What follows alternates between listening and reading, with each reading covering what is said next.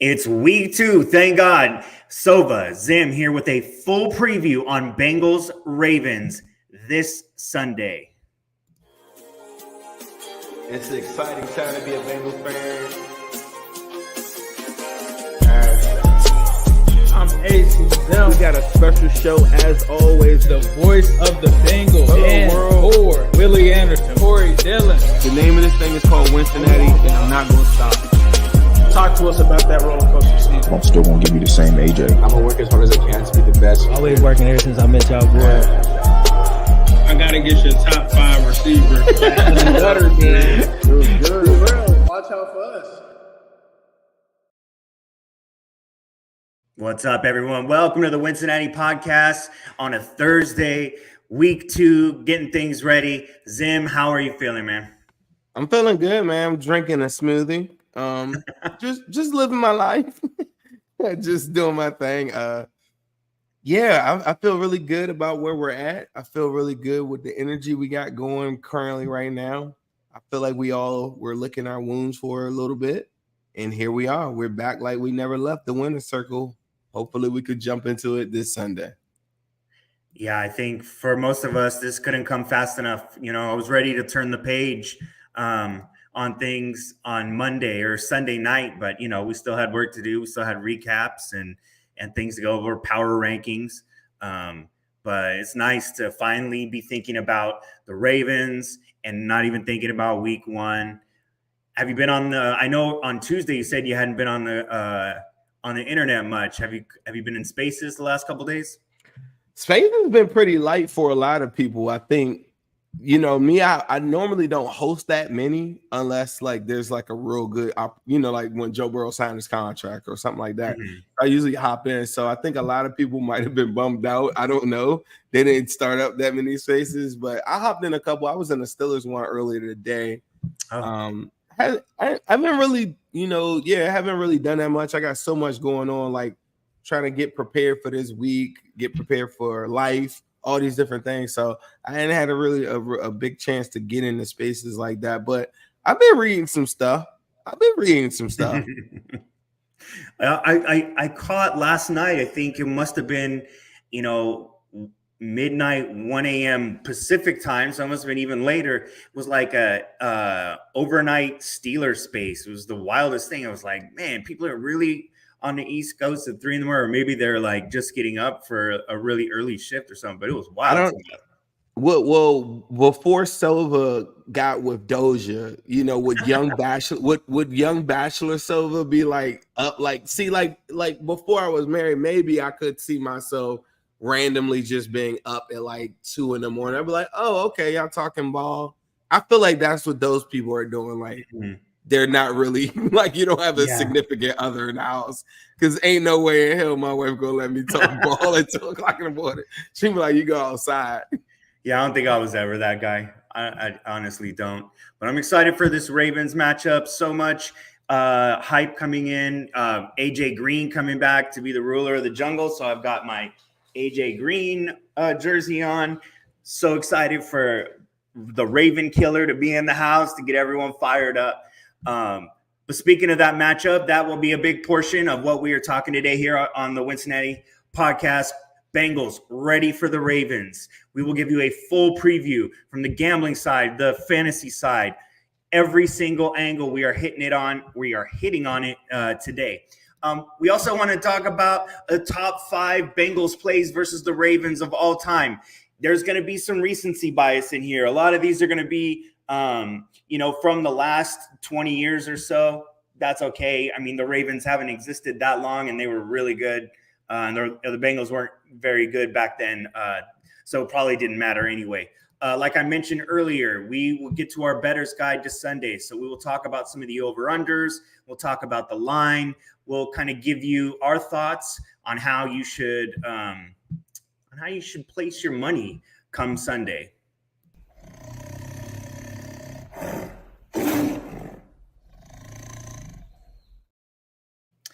All right, all off season, or not all off season, but once we saw Joe this summer for the first time, we saw the headband, the long hair, and then Sunday came and he had a really, really rough game. I know we don't want to dwell on that too much, but he cut the locks. He went. He's going short now, and He went Zim mode on him. He cut the man. lock. He gave it a trim and kind of joked at his press conference that, when do you know it's time? And he said after a game like that, I've seen him catch a little flack online for that. Like, I want a quarterback who's going to be more serious. But I think Joe's demeanor and everything about that answer was cool and collected. And that's why he is the way he is. What do you think about that? I thought it was really dope. I thought Jamar had some good comments on like getting your lick backs today or whatever. But like, somebody made a comment earlier to me, and they were saying they were like, man, Zach Taylor, he's like a dad. He makes me feel good. I don't really feel that way. Like somebody said that like on Twitter, and I responded. I was like, yeah, like not me. It's Joe Burrow. Like if Joe Burrow tells me everything cool, that's kind of who I pay attention to. And I thought like everything outside of I get the haircut, like, hey, look, I know that feeling. You got to feel good about what you're doing. He's always constantly going like that. Or maybe he's like, man, let me get focused and locked in, contract things over, whatever. I just thought that everything except the part where they talked about the calf thing. And I don't know if you saw, I posted it. His response to it was just like, yeah, he always does that. And so he's like, yeah, we're working on it. And I don't know if that's like good enough for me, but he's so tough. I'm very anxious to see how good he looks. I don't think he can be, he's not a top, this might be a hot take. He's not a top 5 quarterback in the NFL if he can't move. I think everybody thinks of him as this pocket passer. And he's a top 3, maybe top 2 quarterback. At times, I think he's the best quarterback in the league, but it's because he's able to move. And I thought one of the things that people aren't really talking about that much in that game or whatever is his ability to improvise and run. Sure. And I don't know if he can't do that. I don't know. Yeah, for me, more so than being able to squeeze the ball or the ball sliding out of his hands. The most uncharacteristic thing about him for me on Sunday was when it was time to break the pocket, when it was time to escape, usually, and I mean, this goes back to LSU Burrow, is he escapes, but he still has his eyes downfield and he's looking for a kill shot. And that was not the case. I mean, he does have the athleticism to take off and run with it. We didn't see that either, but we did not see his eyes downfield.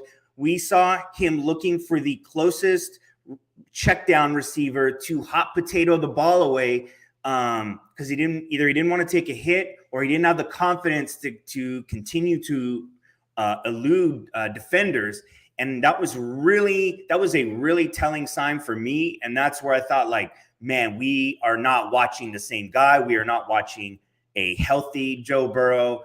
For me, that was just kind of like the biggest eye-opening moment of his performance. I agree, man. I think a lot of people that don't understand Joe Burrow's game or there have been teams that we beat and I thought the defense stepped up and they played really well, but I don't think they pay attention to like the times when Joe Burrow like scrambled for that 3rd and 4 or he made like a big play in the game that he does it so often that it's a bit of an afterthought. And like you said, 2 hands on the football. It looks like, not even robotic. It just looks like traditional. If he has to go pick up a first down or if he has to make a routine 3rd down throw at the chains, it just looks traditional. But to me, it's always like inside I'm like, hit him, you know what I mean? But if you're on the opposing team, I think that he doesn't have I'm spinning around and I'm throwing like loop-de-loo. And I get that part. 4 guys miss behind the line of scrimmage. Right. And I feel like these other teams need to pay attention to when their quarterback fails them. They're generally saying like, damn, like, I wish he would have made that throw. Joe Burrow always makes that throw or he always goes to run for that first down. And that's what makes him so special. And I thought, he had the lowest amount of time to, in his dropbacks, they said under 2 seconds, which was insane when I was looking at that chart that he only took 2 sacks. I don't know if you saw Jordan Palmer, his quarterback coach, said that he thought he did bring up weather before the clip I posted, but he also posted the fact that the Browns defensive line is serious. And I was talking to Eric, who's, he's a friend of Wincinnati. I was talking to him. I said, man, I think moving forward, Trey Hendrickson was dominating in that game early. Osai coming back, and I know we're not getting to the game yet, but those are the things that make your wide. For all the people that say you got weapons, you know how weapons just go away? Give the opposition a pass rush, and you don't even see the weapons. And that's the competition that I think like the Ravens are going to have all year. It doesn't really matter if you have weapons if the quarterback can't see those weapons. And I think Trey Hendrickson, had the Bengals been able to have a lead or get close or tie the game up, it would have gave them an even playing field so that Trey Hendricksons of the world and Cam Samples of the world and all these guys could get after it, and they never got a chance. And on the flip side, it was like, okay, y'all still throwing, we still coming, and we're going to tear you boys up. So that's, it just made Joe Burrow like one-dimensional as far as what the opposition was looking at him with. And that's where, self-awareness comes in as a play caller, and you need to know when, it's time to try something different, especially on that one drive, where it's their best drive of the day and was heavily featuring Joe Mixon. I think for a lot of us, like the new haircut, obviously, gives us something to be excited about. We wanted to give everyone, some of these memories against the Ravens to be excited about. So I'm going to give you my top 5 plays of all time against the Ravens, and Zim, chime in here. The first one I'm going to give you is Jamar Chase putting Marlon Humphrey and the rest of the defense in a blender, going for 82. How about that call? Isn't that a great call, though? Oh, yeah. Like, is the audio? Oh, there he goes. He had a blunder, and he's off to the races. This will be so many good ones. Harlan was cooking. He was cooking. Dude, he's got him in a blender. Oh my God. Every time I hear that, I just be like, bro, you are cooking. Blocking on the screws, Chase. So good. I mean, I think we always thought we had something in Jamar Chase, but on this day, we knew we had something in Jamar Chase, that we knew we had something special. Got him in a blender. Hey, look, I just want Jamar just to score a touchdown this week, just so I can be like, he's got you guys in a blender.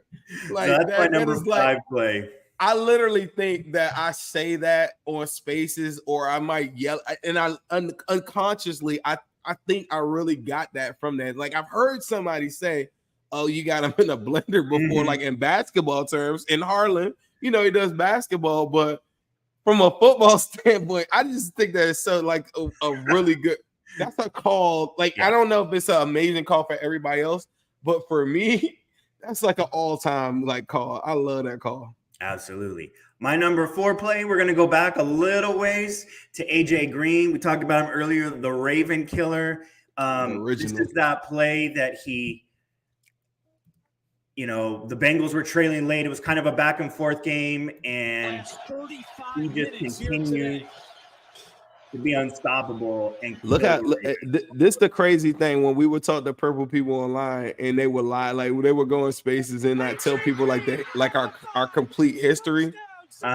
Look at how clear this video and everything is. Like, I want people to know, like, if you're young or you're a bandwagon Bengal fan, this isn't that long ago. No, this is not that long ago. Like, this concept that the Bengals have been bad, I always be like looking at highlights like that. I'd be like, bro, this is not that long ago for y'all to be acting like the Bengals suck.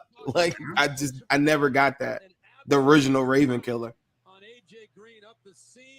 I mean, there was just, there was plays that we couldn't fit in here. There was the 3 touchdown performance he had on Thursday night against them.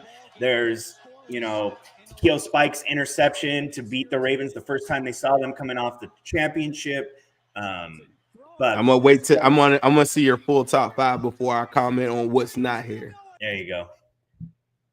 All right. That both of those plays are worthy for me. I know my number one. We'll but- see if we're the same. All right, number 3 is going to be Joe Burrow dialing up the long ball to get the single game record for the Bengals when he hit 525 You yards. know the best part about this 525? I see like one purple person in the crowd tonight, right? Do you know the best part about the 525 is that they'll tell you that these are Walmart workers or DoorDash workers or whatever.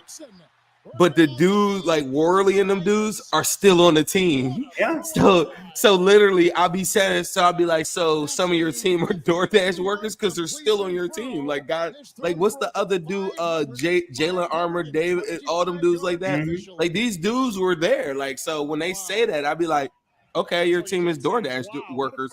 And what was so interesting about the game that you just showed before them, this isn't the 41-7. What's so interesting about the game before the 41-17 is that they'll tell you so many times that nobody was there and all these different things. That play is against All-Pro Marlon Humphrey.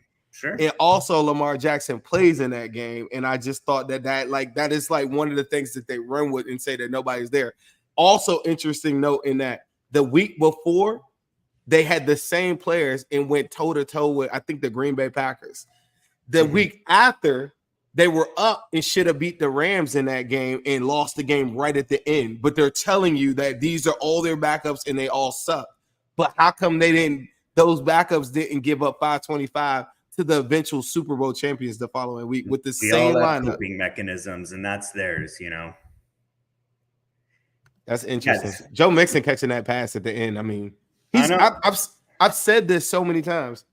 Bengals fans are going to appreciate it when he's gone more so than when he's here. He's one of the best receiving running backs like the Bengals have ever had. It's just because of his build. I just don't think people look at him like that. But he had 60 catches last year. Mm-hmm. That was 3 more catches than Tyler Boyd. Isn't that something? And he missed 4 games. Yeah, so I've seen a lot online today that we're not able to celebrate this game, but for some reason, Ravens fans are able to celebrate, the Lamar Jackson's spin, and that was against a Bengals team that was decimated by injuries. Our number 2 play has to be. Does the Lamar spin play, does that even bother you? It never really bothers me. I'm dead. Like, you talked about the coping mechanisms. If that play doesn't happen, this might be my coping mechanism. You don't get Jermaine Pratt, Logan Wilson, or none of them dudes. At that point, they realized how bad they were at the linebacker position, and the team wasn't good anyway. Right. I honestly feel like it was just like, okay, let's blow it up. And we blew it up in that draft. And that's like my favorite draft. Our team was going nowhere. And in like the same way that they were like DoorDash workers, I don't think we had DoorDash workers. They just weren't good. Nick Visuals of the world, they weren't good enough to play. And they weren't good enough to survive in the AFC North. Right. Well, number 2, it has to be Andy Dalton to Tyler Boyd, 4th and 12, dagger, touchdown, keeping them out the playoffs. To me, that is a play that, it forever lives in Bills lore, should forever live in Bengals lore. Like, they had no business making that play. That's okay. I'm gonna tell you, I had that at number 1. The fumble in the jungle, I'm guessing that's your number 1. It's so many different plays that we've knocked the Ravens out of this whole thing. But this one, for me personally, it just was like a big moment because you literally knocked them out the playoffs. It was on New Year's Eve. The throw was so incredible. And mind you, I don't think the Bengals are going much of anywhere this year, I guess. I don't know, on this season. Right. But I just thought that was one of my best New Year's of my life. Like I went out and I partied so crazy, and I remember everything about it. I remember I jumped excuse me, I was at a rooftop thing after we did this. I jumped in the pool with my clothes on. I'll never forget that New Year's. Like that was like my best one. Like I literally finished watching the game and went out, and I don't even remember what time I went to sleep. That was like a great night for me personally. The fumble and jungle, I'm guessing, is number one. I was upset. This is just another person. I was upset that the game was close. I'm weird like that. I was upset when we broke the curse in the Raiders game. I didn't think that game should have been close like that. But the fumble in the jungle is a miraculous. As far as like, that's number one. I mean, that's number one.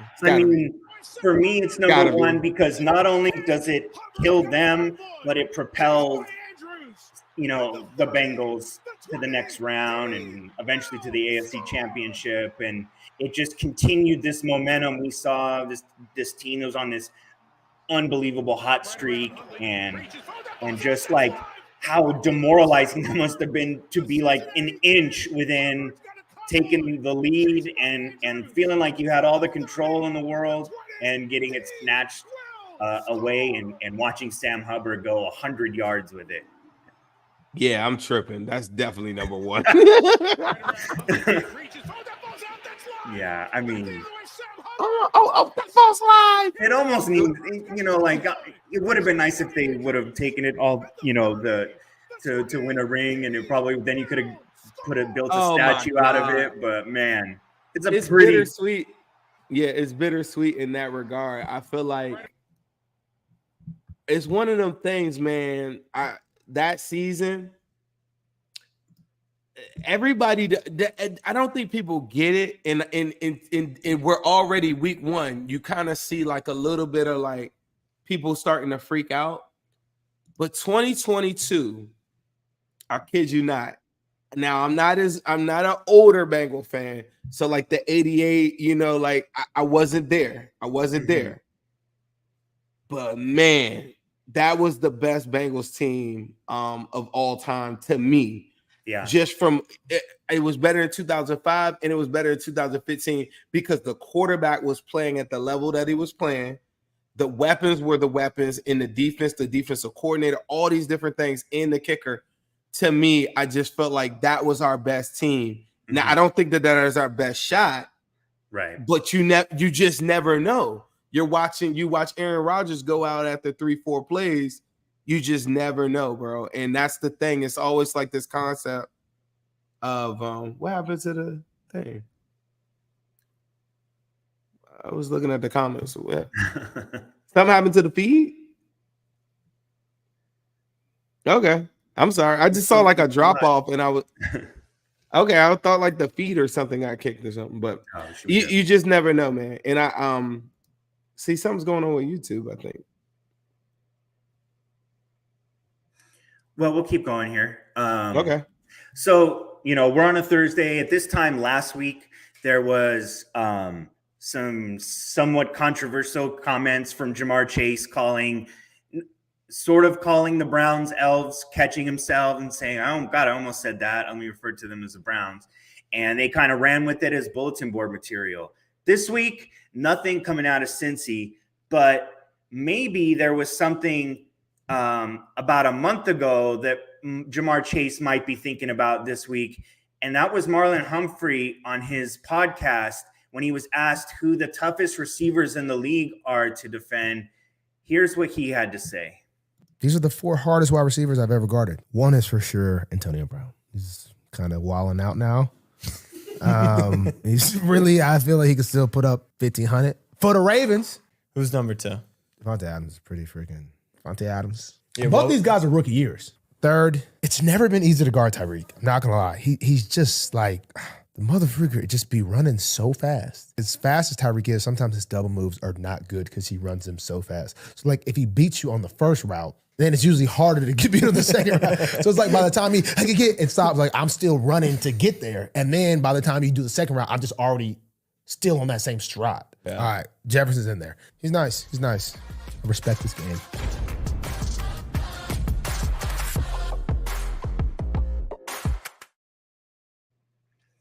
So what do you think, Zim? You think Jamar Chase has those comments running through his head? You think he's thinking about that a little bit when Sunday rolls around?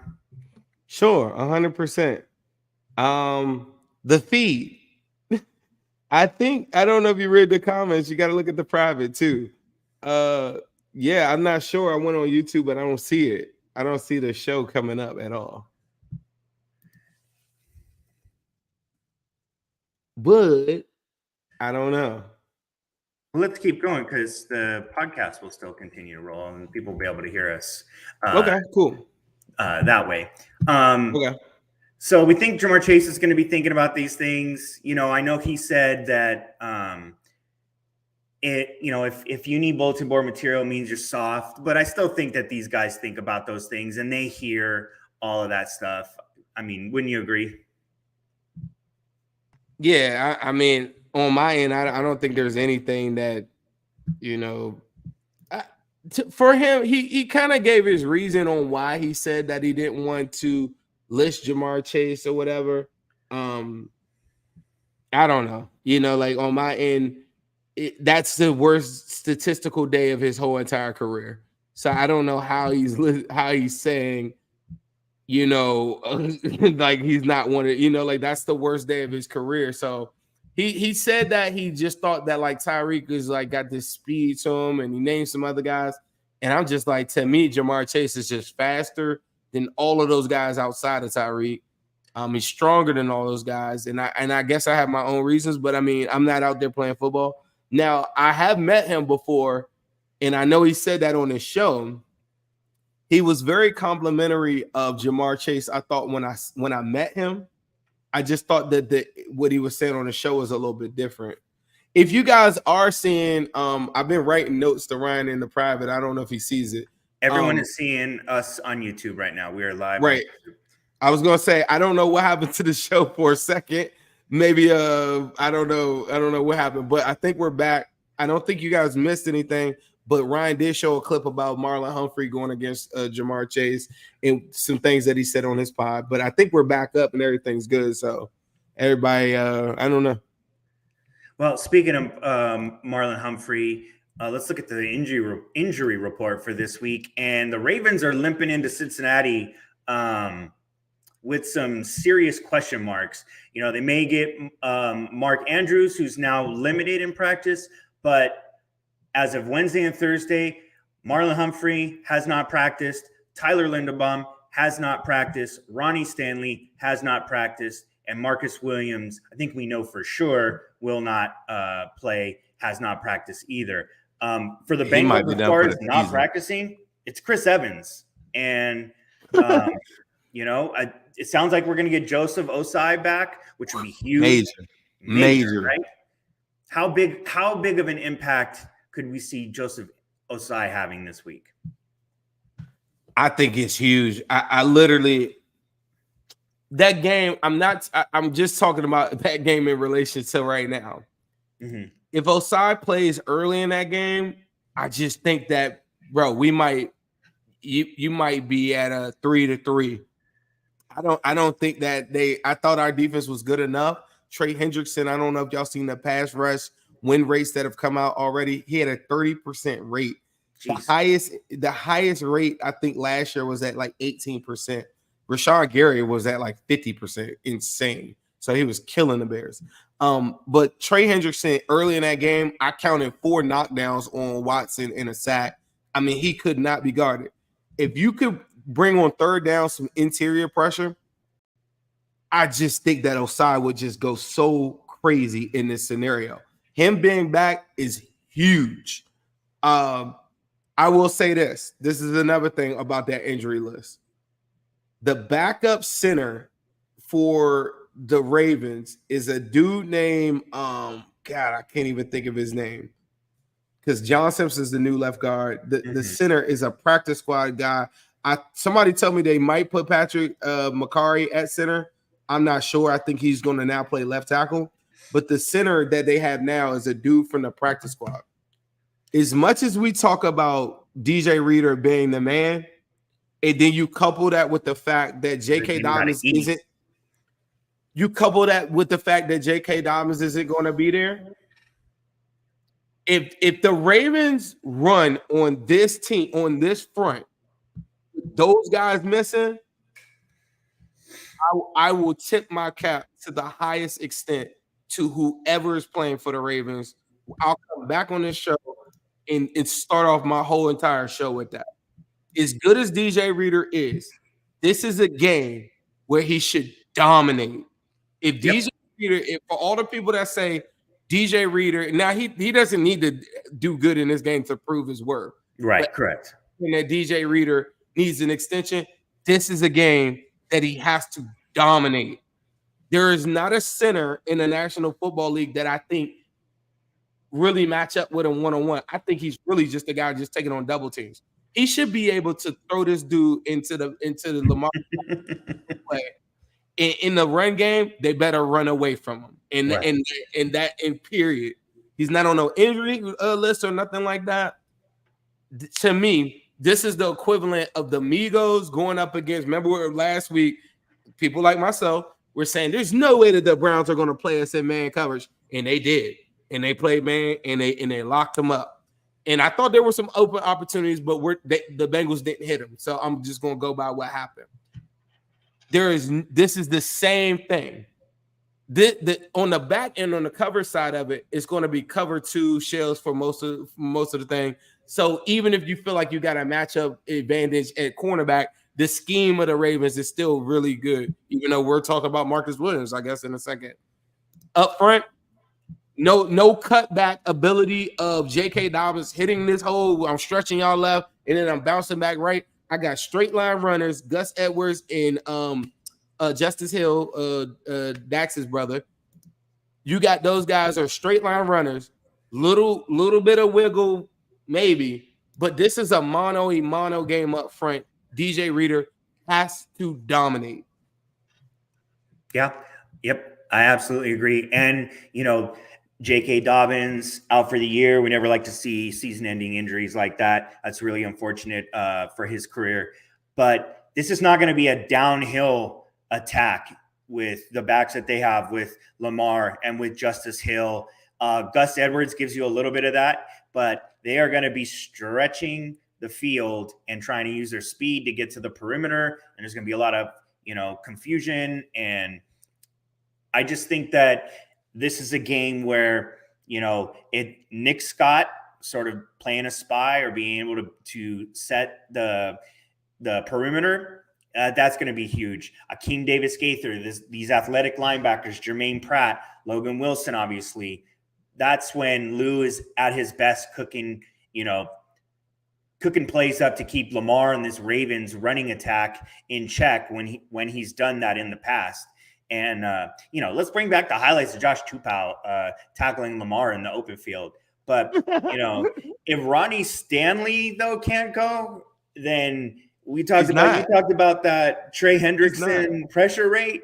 Man, it could be worse than 30% for them. We could be looking at 45. I mean, I'm here to tell you, Will Anderson, he lined up on the opposite side last week and they moved him around a little bit. I love Will Anderson overall. He is not the rusher that Trey Hendrickson is. And if dude did that to them, Trey Hendrickson, that's the reason why those side one is so important to me. Right. If Trey Hendrickson is going to be on that side, of course Lamar is going to be looking to build early in this game. Like the pressure in this game should be super intense on him, where the highlight clip that they want to show, he got to do that. And this is a learning lesson that I think that the Ravens should learn about, like this wide receiver thing. You could say, no matter how this game goes out, maybe they win. I'm not sure. I think the Bengals win. But you could say all you want about Bengals or Joe Burrow having wide receivers. I was telling somebody this earlier. Wide receivers are no good if you can't see them. And Joe Burrow saw that in week 1 when the Browns attack was on, the rainy conditions, all these different factors, the timing was off. The Ravens are in a brand new offense, all this stuff. I'm sure when they come out of this game, they're going to say, oh, it's a brand new offense. I'm just here to tell you, it doesn't matter if your wide receivers are the most amazing wide receivers on earth. That's the conversation about Jamar Chase versus Penei Sewell, and it lives on every single day. Sure. If you can't get the ball to those wideouts and the pressure's on too much, it doesn't really matter. It's the meme that everyone had fun with, you know. It's literally that. It's literally like that is real life. That meme still lives on. And I think that you do reap what you sow. A lot of them tell us that if Joe Burrow didn't have those weapons, da-da-da-da. So what did they do in the offseason? They got probably the best wide receivers that I think the Ravens have ever had. But if you don't block up front, normally the Ravens have a top 5 defense and a top 10 offensive line every year. Mm-hmm. This is the first year that I feel like they won't have a top 10 defense. I could be wrong, but Marcus Williams going out is a big deal. And that goes hand in hand with what happened to us week 1. Your defense could play really, really good, but if your offense isn't blowing it up, it makes defenses that are good look average. It makes defense that, you know what I'm saying? Like they're just on the field too much. If it's too much pressure on them, I'm just telling you, like I think Zay Flowers is the guy that the Bengals are going to key in on. And OBJ beating us underneath, the Lou Anarumo won't care about that at all. He won't care about that one bit. And then they'll worry about Rashad Bateman. I'm more afraid of Duvernay more than any other wide receiver in this game. More than but I think Lou will key in on Zay. But Duvernay has the ability to get behind the defense super fast. OBJ and all that stuff like that. It sounds good. It's really good. And I think he's still got a little bit left in the tank. We'll see. Yeah. But for our scheme, I'm not worried about that. You know, there's some really fun potential man-to-man matchups when you talk Ravens receivers versus Bengals corners. You know, like the CTB OBJ matchup seems like it could be a really fun one. Watching that, DJ Turner and his speed on Zay Flowers and his quickness. You know, we saw Cheeto, you know, have a balance, you know, maybe 50-50 in terms of playing, you know, snaps last week, and I'm sure that will go up this week with the if there's no rain.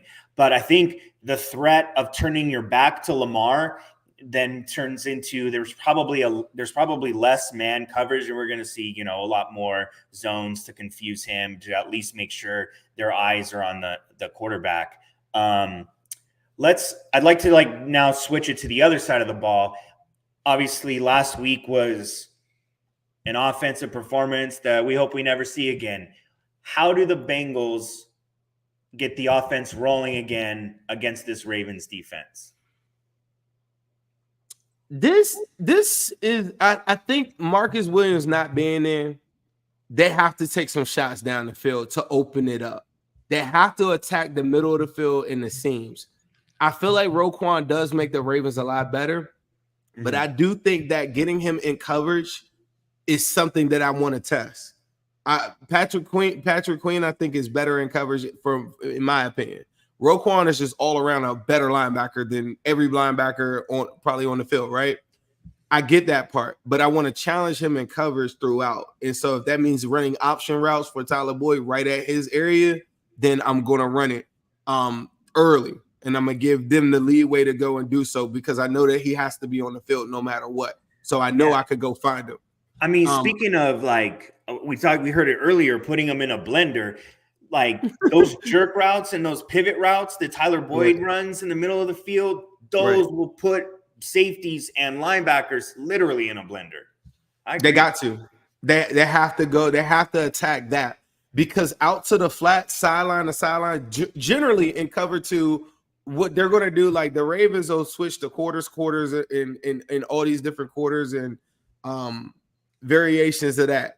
On third down last year, they were the fourth highest blitzing team on third down. People think since Wink Martindale left, like they don't blitz. That is false. They blitz like a lot, mainly because they don't manufacture that much pressure up front.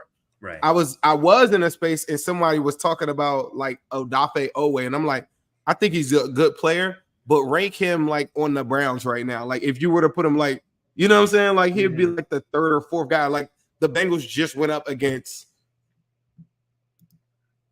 bro. So that's kind of how I look at the situation. Is like, I don't think the pressure will be the same way. And if they do manufacture the pressure from the Ravens, the Bengals have to take advantage of that. and going, and Joe Burrow's got to find those spots if the pressure is coming. So those are the things. Dax Hill, I think this is a very important game for him. I know it sounds crazy. I think Jesse Bates is a better outfielder, probably because of the instincts. He's not as fast as Dax Hill, and how they use Dax Hill week one, being able to trust him in coverage and stuff like that is literally the reason why they got the interception. I think Dax Hill, like killing all that stuff underneath, like any of that, I love his role on his team or what it looks like. And I thought Nick Scott played pretty well too. So I'm sorry, I went back to the defense. But the offense itself has to be able to pick out those shots because the sideline to sideline speed of Roquan and Queen is not it. That's not how you're going to beat them. They're just going to run to the flats and kill Joe Mixon, kill all that under. They know that you want to use that as a check down if it's not open. You have to attack the middle of the field against these guys or you don't have a shot. And if you don't do that, you have to test the safety out there beyond because Marcus Williams isn't there. So that's what I would do. If you go back and you look at the games last year where the offense, was a little bit more of a fight to put up points in yards, but then you go back to 2021 where they had some of the biggest scoring outputs in those games. What happened?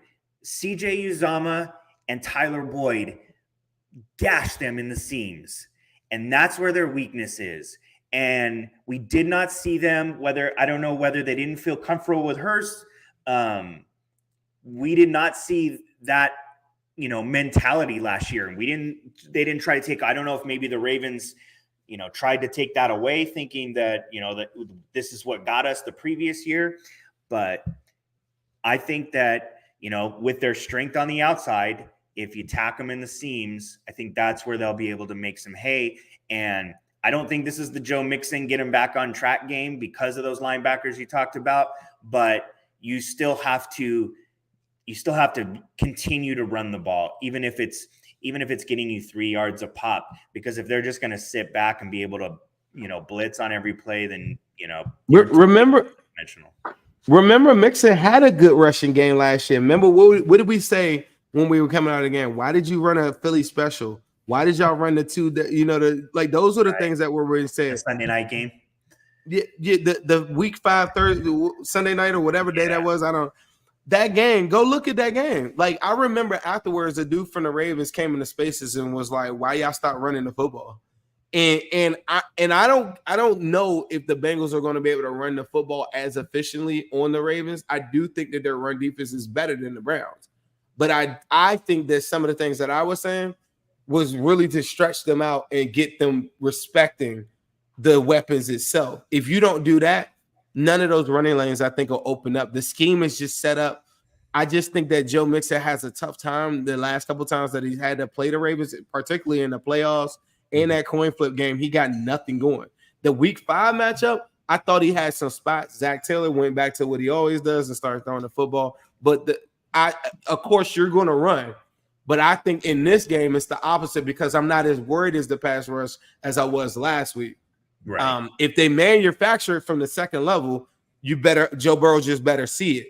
And if I start to hit on some of those passes, that's how I'll open up the run game. I want the Bengals to run draw plays.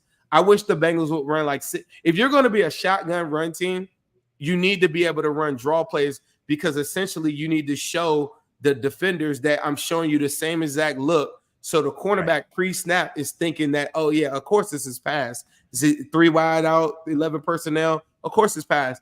Draw plays to get the ends thinking. I think every single game this season they should be running 5 draw plays. That has to be a staple in their game. Unless they just don't trust it and think that, the pause in the draw, they're like, well, I don't think our offensive line is good enough to hold up for that one little second. I don't know if you saw. Did you see the Kyle Kasky breakdown?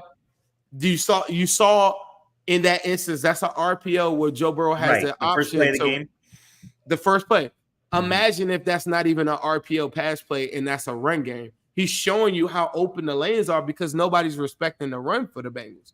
The only way you could do that is to show them run out of the same formation. And I think gradually throughout the season, I think it will just open it all up. You have to get the ends thinking run. Yeah, I mean, if Chris Evans doesn't go, Chase Brown was inactive on Sunday, so you would think that he would be the one to get called up in Chris Evans' absence. His numbers last year in college running out of the shotgun were some of the best in college football. So, it's definitely a formation he's comfortable running out of. Last week, though, I just want to get to this real quick before we move on. Tee Higgins, 8 targets, no catches. Is that still a matchup this week that you think that they look to rectify, exploit? First play. Yeah. First play to Tee Higgins. First play. That's it. So. Get him in rhythm. Great idea. Jamar said earlier today, man, we were playing so fast. Tempo them. Come out first play Tee Higgins. I don't care if it's a unique if the corner's playing off, we just throw a hot route to him on the outside and say, go be the man. Get the ball in his hands and let him feel like what it's like to be back out there and do his thing again. First play, Tee Higgins. First drive. How about the first drive of Tee Higgins' drive? I don't care how it ends up. I need the ball in his hands successfully completing a pass. Love that. Love that. Okay, well, let's take a turn to the fantasy side of things. We're still talking probably pretty offensive heavy here. Your fantasy forecast, I need a start, a sit, and a sleeper. Let's start with who you would start. Or for this game, just Bengals Ravens. Yep. All right, not around the NFL. Not around the NFL, just for this game. Give me some Bengals that you would start, or a Bengal you would start. I would start Jamar Chase. Is that chalk? Is that too chalky to say start Jamar Chase? No, I mean I would start Tee Higgins and Jamar Chase. I really feel like win, lose, or draw. I expect at least 200 yards between the two, and that sounds like a big number, But maybe one of them goes for 130 and the other one goes for 70. But I expect Tee Higgins.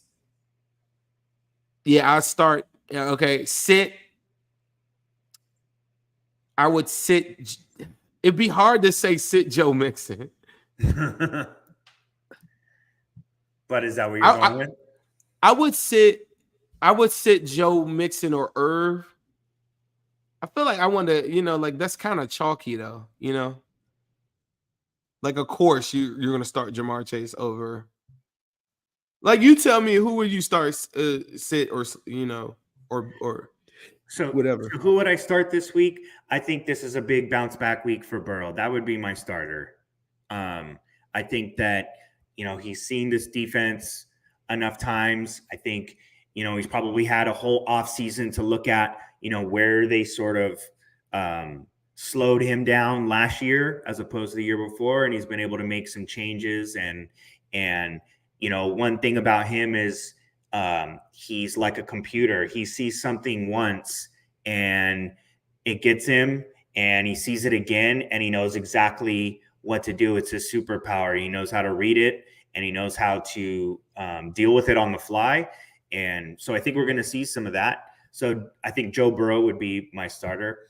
Then I'll just keep going. I'll do my sit. I'm going to say Joe Mixon. I think there's going to be still an emphasis on the passing game if Burrow's handling business. I just think that, the linebackers for the Ravens are going to kind of take away Joe Mixon, especially, those little checkdowns in the flat that, he had last year, 60 receptions. Those aren't going to be there this week, but I still think Joe puts up, really good numbers. And my sleeper is going to be Tyler Boyd. I think that they attack the seams. I think they figure out a way to get him in mismatches on linebackers and give him the opportunity to juke guys out of their cleats and get open on pivot routes and things up in the seam and in the middle of the field. I think that's where to attack. I don't mind that at all. I feel like that's a really good idea. Yeah, you gotta go those seams. The Tyler Boyd one is just kind of tricky to start on when you got a Jamar Chase and the Tee Higgins. Yeah. That's the only That's the only flip side to it. Is just like, Well, I think Jamar Chase isn't going to allow them to go a whole game without saying "feed me," you know. Yeah. If the Ravens do what Spagnuolo did in the playoffs last year and say, look, we're going to double these two guys on the outside, then Tyler Boyd is going to eat their third and fourth corner alive. No, it makes sense. Listen, I honestly feel like there's going to be some turnovers that we might have some short fields like that. And I hate to bank on the defense doing that. I just expect, and this is to me, if the defense, I've been telling y'all all season how good I think the defensive line is. If you got a brand new guy in Simpson at left guard, you got Zeitler probably coming off the worst game that he's had since he's been a Raven. You got Morgan Moses coming off a bad game that maybe those guys want to play better. Linderbaum, I thought in their week 1 matchup was the best guy. He's not playing. They're all pro left tackle and Stanley isn't playing. And DJ Reader gets to go up against a practice squad center because remember, Makari plays left tackle and center or whatever. So they have to move him to left tackle. So now the center is like a guy you've never even heard of, and you're saying you got the best nose in football. They shouldn't run any run, and they don't have their running back. That would be if the Bengals don't win this game, or it maybe like they're like maybe the Bengals offense goes crazy and the defense shuts down the run game or something, and maybe I could take solace out of that, and I'll feel good like moving forward. But if they don't dominate this game up front, like I don't know about this team. Like they need to show. They need to show in this. You're not going to get opportunities like this every week. And I get it. We always talk about the Ravens complaining about injuries. I'm not going to lie to y'all. Like this one compared to the other one, I know that might be a hot take and they think that they were missing so many people. The people that they're missing, I just don't really think that they're like that, like on the level that they are. Now this one, like missing Stanley, missing your starting center, and missing Marcus Williams and J.K. Dobbins.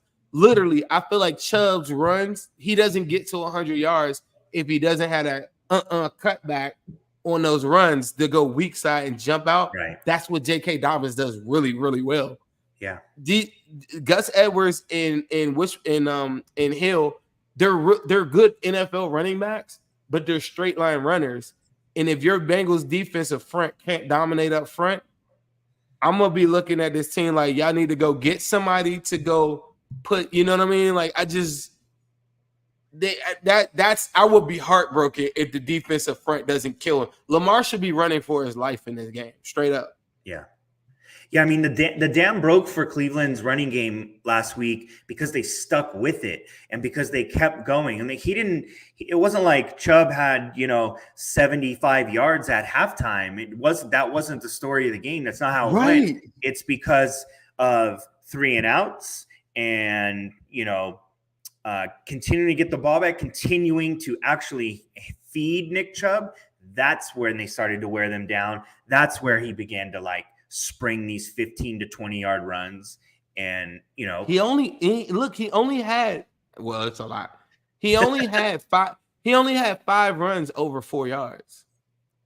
So, you know what I'm saying? Like they had 40 attempts at running the football. If the offense just puts 14 points on the board, you can already take away 2 possessions just off that. Like they're not going to get 14 possessions, and they're not going to get 40 rushing. So everybody's like, "Yeah, we run for 5.6, and we had over 200 yards." Yeah, you ran 40 times. You should have that. Like honestly, if they go against the Steelers with Cam Hayward this upcoming week, and they have 40 attempts, I promise you they run for 300 yards. I promise you. If they are awarded that many attempts, I don't think people are paying attention to that. Out of the 40 attempts, 15 of those attempts were, out of the 40 attempts, 25 of those were 4 yards or less. And then 15 of them, my math is off. I'm sorry. 15 of those were 0 yards or less. I'm sorry. It was 10. That's the number. My number. I'm thinking about something else. 10 or less. They had 10 of them that were 0 yards or less. The other 15 were 4 yards or more. The other 5 are the ones that hit, but you don't give them that opportunity if you just ball out on offense and put points on the board. I had a saying 2 years ago that was, your offense is your defense. It still lives on today. Yeah, it makes sense. Speaking of making sense here, now we can't tell you what to do with your money, but we can tell you what we would do with your money. So we're going to talk about a couple things here. We're going to open up the Wincinnati Bettors Guide. The spread here is Bengals -3.5. They are 3.5-point favorites at home. Do you think the Bengals will cover this, Sim? Yes, I do. Yeah, I agree.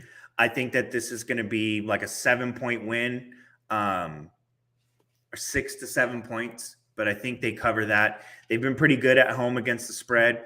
So I think that this will continue, and this is a big win, over 3.5 points. I think they cover and move to 1-1 on the season.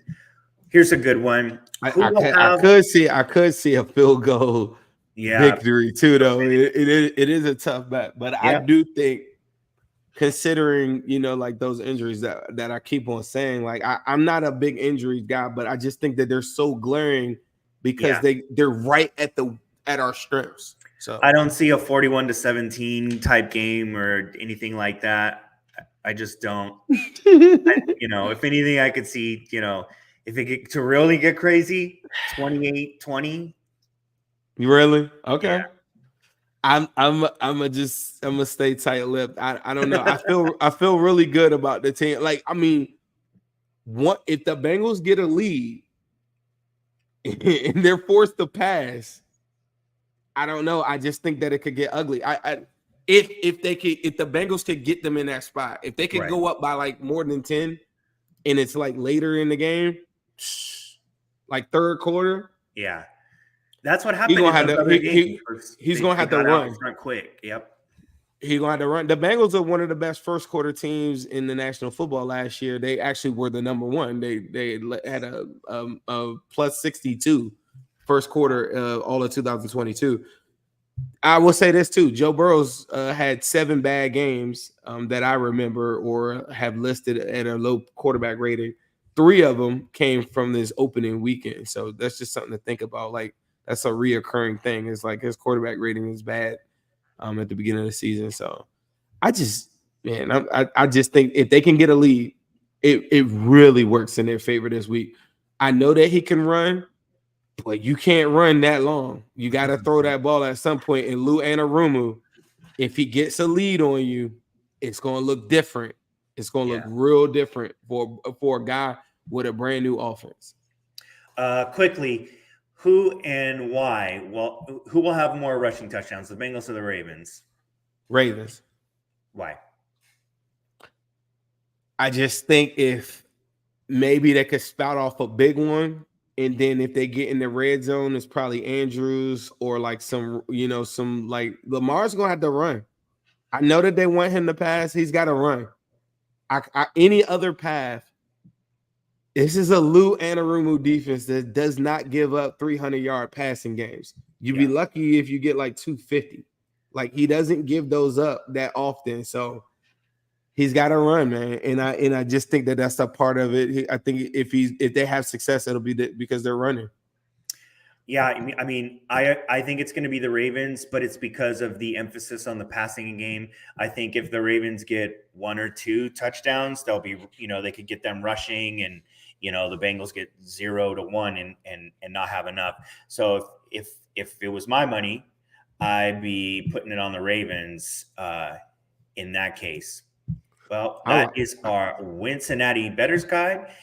Now here's a little something from our friends at Midwest Best Barbecue.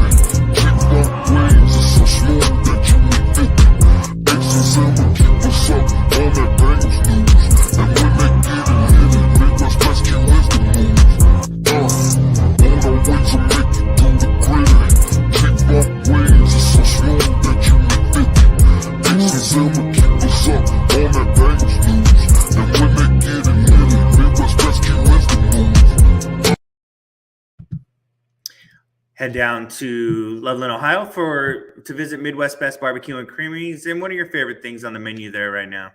Reds, man. It's one of them Reds weeks. So I'm probably gonna stop by there this weekend. Check me out probably there on Saturday or whatever. But there's Reds, man. Their sides too are insane. Like you normally don't get barbecue places that have really good sides. They put a big emphasis on their macaroni and cheese, their greens, and everything like that. So I'm really looking forward to pulling up over there at Midwest Best Barbecue. You should too. Nice. Well, we've got a division game with our game against the Ravens. The other two teams face off on Monday Night Football, the Browns and the Steelers. You kind of talked about that game a little bit a couple minutes ago. How do you think this one plays out? I feel like that Browns defensive front is just gonna be too much for Kenny, bro. Yeah. But on the flip side, I'm gonna tell you this though. Tomlin isn't gonna make the same mistake that Zach Taylor made. They're gonna run the football. So I don't know, like you might have like this 22-17 type of game if you're lucky. I think Kenny's life could be hell with that front. If that front is getting home like I think they are, I mean, he didn't have a chance against the Niners, but we're talking about one of the best defenses in football, if not the best. And I just think that the Browns defensive line is a top 5 defensive line in football. So, and I think that the coverage with the Browns is better than the 49ers. I thought the Browns wide receivers were unimpressive though. Like if you that was my one thing, like walking out of it, I'm like, everybody's going to eat the Browns, like drink the Browns Kool-Aid. But do you really think like Elijah Moore, like getting those handoffs? Like to me, I thought he was like, it was cool. Yeah. But think about like when you play like the Chiefs and they got like like them speedsters and stuff that they have. I'll be like, man, it looks fast. I thought it looked slow, developing. I didn't think I thought the call that he had with Watson at the goal in the red zone, I thought that was brilliant. I don't think that you'll get too many of those because I think teams will key on that. I never think that Amari is like a number 1. If Amari was like a number 2 on a team, I think he would go crazy. Right. But him as a number 1 just never really excites me like that. If he was still on the Cowboys with CD on the other side, it's different. It's a different animal. It's different. And every time it's a big moment, think about like when we beat them last year and it's 23-10 and they in their last couple gas, they went to him. And that's where Cam Taylor Brick, does the seatbelts and stuff. I'm just like, every time that it's time for him to make a big play, he just doesn't make those big plays. And I think if Kenny could get them in a close enough game, I think they'll win. But that's the thing. I just don't know, like early on. Tomlin will run the ball, though. So I don't know. Like, I know that they won't make the mistake that Zach Taylor did, and they will run the football. Over the last couple of years, the Steelers have sort of tried to change their identity or update their identity a little bit with the times. And, they're drafting receivers high in the draft and a quarterback in the first round again. But I don't think that, especially with Deontay out now, I think they're going to have to try and play old-fashioned Steeler football. And not that I think Najee Harris is that dude, but I think that's the only way they have a chance is if he has one of those games where he has 25 carries for 80 yards, I think the other running back, I think Warren is the guy that will give them problems. I feel like Warren would be the guy that give them problems. Najee, I think he'll wear them down, but I think Warren has the ability to go. Like if he looks at those, if they look at how we played and they see like the running lanes that I think were open a lot of, I think Warren hits those holes. And he could be out of there. He runs a lot like Justice Hill, who we're about to play this upcoming week, but we'll see. Yeah, I think ultimately Cleveland gets the win. I think they're just going to be too talented and on the defensive side of the ball for Pittsburgh to hang with. Want to take this time here to talk about fansofcincy.com. If you haven't booked your trip for the upcoming road game, they're going to be at potentially four home games, putting packages together for you to go and tailgate. They'll take care of everything for you. The flight, the tailgate, the game tickets, the hotel. They'll be at the Tennessee game, if you're thinking about going to Arizona and coming out my way, let's meet up there. Fans of Cincy will get you to Arizona. Also San Francisco. I'm hoping to also go to that game. Fans of Cincy's got you covered. Log on to fansofcincy.com to book your trip. Zim, you've booked trips with them before and used this. What was your experience like? It was amazing. Top-notch food, top-notch customer service. Any questions that I had, Dusko and his partner, they had everything ready to go. I appreciate them like just making sure that everybody was straight. Anybody that had questions, you get little free bands that I still wear every single day. I'm like Joe Burrow. I never take my bands off anyway. So they gave me one of these and I wear it all the time. We had a second line band out there in New Orleans. I know the Tennessee one was crazy. There were a lot of good ones that I know that I could be a part of, but people gave me great feedback. This is an opportunity, I feel like, for somebody like myself. I am a great communicator, but a lot of times I'm not really good at meeting brand new friends. These trips bring you together with like minds and other Bengals fans. So like generally at the hotel, on the flight, on the bus, all these different things, you're just kind of getting together, you know, with people that you probably don't know, but you got common ground. So it's a great way to like kind of travel with Houday and say what's up to the guys. And then when you get to the tailgate, all you can drink, all you can eat, like everything is on point. Yeah, I was dusted. I was dusted. By the time when I was walking to, I mean, I'm talking, yeah, all you could, they give you this band or whatever, all you can drink. So even if you don't book the trips, please make sure y'all take advantage of like some of the tailgate packages that they have, especially out of town. It's tough to go, you know, like go to a bar and then you're blowing like $50 on like a couple drinks. You can go get your tailgate package and get all you can drink. Awesome. And don't sell yourself short. You make friends wherever you go. I don't know where this like, you know, timid, shy Zim, you know, is coming from, but I think you do just fine in that area. Well, the Wincinnati show, you can catch us every Tuesday and Thursday here live on our YouTube channel, the Wincinnati YouTube channel. We're here to give you on Tuesdays, we'll wrap up the game that happened the night before or 2 days before. And then on Thursdays, we're usually bringing you the best preview show in the business heading into the game. So check us out there. You can also download the podcast everywhere that podcasts are downloaded, where you get them, Apple, Spotify, all those places. Zim, any final thoughts as we head into the weekend to take on the Ratbirds at home? Shout out to my partner, Ace. He couldn't be here tonight. He went on a trip with his baby girl, so I hope he has fun. Aside from that, I know a lot of people were down this week. Don't be. I feel like the Bengals will be fine. This division is going to unfold like the way it's kind of unfolding. I feel really good about it. Like, I'm not really as confident in any of these other teams like I am the Bengals. I really am. And I don't know. I think we'll be fine. I think Joe Burrow, if he can weather the storm of that calf injury and get to the next point and just go back to mentally just playing who he is. Mm-hmm. Like, don't you ever forget for a second, Joe Burrow at times, like I said, to me, is the best quarterback in football. So I just think it's so hard to – it's just like because we're all prisoners of the moment, sure. And you see a performance like that, you're just like, what in the hell? But Les Shiesty, you know, maybe he doesn't blow it up this week. As long as he goes for it and gets healthy 100% and we stay healthy or whatever, anything that we want to do is right there in front of us. And I think the division slowly is kind of unfolding for us when you see guys like Cam Hayward go down and you see like the purple people coming up this week. Some of the key people that they need to do what we're trying to do, they're not there. So be blessed, be happy, and let's go get this dub. Yep, this is a healthy team heading into week 2. So let's get back to 500. And yes, Zersky. It's exciting.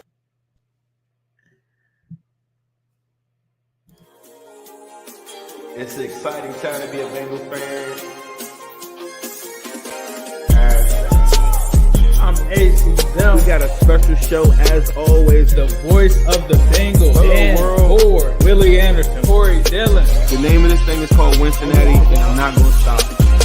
Talk to us about that roller coaster season. I'm still gonna give you the same AJ. I'm gonna work as hard as I can to be the best. Always working ever since I met y'all, boy. I gotta get you a top 5 receiver. Better, man. Good. Watch out for us.